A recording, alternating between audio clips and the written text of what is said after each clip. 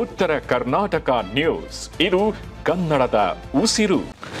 ಇನ್ನು ಜೂನ್ನಲ್ಲಿಯೂ ಕೂಡ ನೀರಿಗಾಗಿ ಆ ಒಂದು ಗ್ರಾಮಸ್ಥರು ಪರದಾಟವನ್ನು ನಡೆಸ್ತಾ ಇದ್ದಾರೆ. ಬೀದರ್ ಜಿಲ್ಲೆಯ ಔರಾದ ತಾಲೂಕಿನ ಬೆಳಕುಣಿ ಚೌದ್ರಿ ಗ್ರಾಮದಲ್ಲಿ ನೀರಿಗಾಗಿ ಪರದಾಟವನ್ನು ನಡೆಸ್ತಾ ಇದ್ದಾರೆ ಗ್ರಾಮಸ್ಥರು. ಬೀದರ್ ಜಿಲ್ಲೆಯ ಔರಾದ ತಾಲೂಕಿನ ಬೆಳಕುಣಿ ಗ್ರಾಮ ಕಳೆದ 2 ತಿಂಗಳುಗಳಿಂದ ಗ್ರಾಮದಲ್ಲಿ ಶುದ್ಧ ಕುಡಿಯುವ ನೀರಿಗೆ ಸಮಸ್ಯೆ ಇದೆ. ಗ್ರಾಮದಲ್ಲಿ 3 ಬೋರ್ವೆಲ್, 1 ಬಾವಿ ಇದ್ರೂ ಕೂಡ ಸಮರ್ಪಕವಾಗಿ ನೀರು ಸಿಗ್ತಾ ಇಲ್ಲ.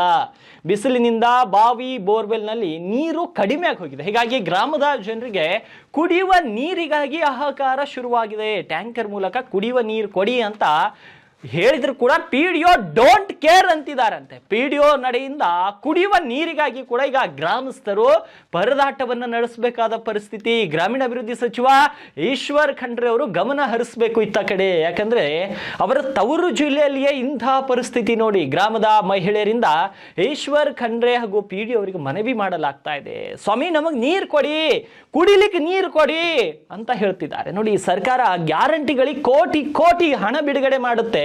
ಪಾಪ ಹಳ್ಳಿಯಲ್ಲಿ ಜನರಿಗೆ ಶುದ್ಧ ಕುಡಿಯುವ ನೀರು ಕೊಡಲಿಕ್ಕೂ ಕೂಡ ಸರ್ಕಾರದಿಂದ ಕೈಲಾಗ್ತಾ ಇಲ್ವಾ ಅನ್ನೋ ಒಂದು ಪ್ರಶ್ನೆ ಈಗ ಜನಸಾಮಾನ್ಯರಲ್ಲಿ ಮೂಡ್ತಾ ಇದೆ. ಕಳೆದ 1-2 ತಿಂಗಳಲ್ಲ, ಕಳೆದ 2-3 ತಿಂಗಳುಗಳಿಂದ ಇದೇ ಸಮಸ್ಯೆ ಅಂತೆ ಗ್ರಾಮದಲ್ಲಿ. ಆ ಗ್ರಾಮದವರ ಪರಿಸ್ಥಿತಿ ಏನಾಗಬಾರದು. 40 ಡಿಗ್ರಿ ಸೆಲ್ಸಿಯಸ್ ಬಿಸಿಲಲ್ಲಿ ಅವರು ನೀರನ್ನ ಬಾವಿಗಳಿಂದ ತಂದು ಆ ಕುಟುಂಬದವರ ಅಲ್ಲಿ ಮನೆಯಲ್ಲಿರುವಂತಹ ಹೆಣ್ಣು ಮಕ್ಕಳ ಪರಿಸ್ಥಿತಿ ಏನಾಗಬಾರದು.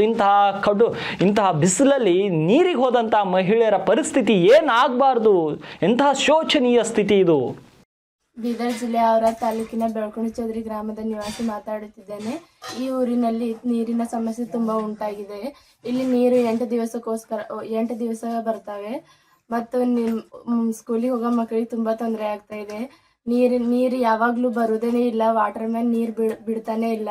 ಹಾಗಾಗಿ ಇಲ್ಲಿ ನೀರಿನ ಸಮಸ್ಯೆ ತುಂಬಾ ಉಂಟಾಗಿದೆ. ಸಂಬಂಧಪಟ್ಟ ಅಧಿಕಾರಿಗಳು ಬಂದು ಭೇಟಿ ನೀಡಬೇಕೆಂದು ವಿನಂತಿಸಬಹುದು.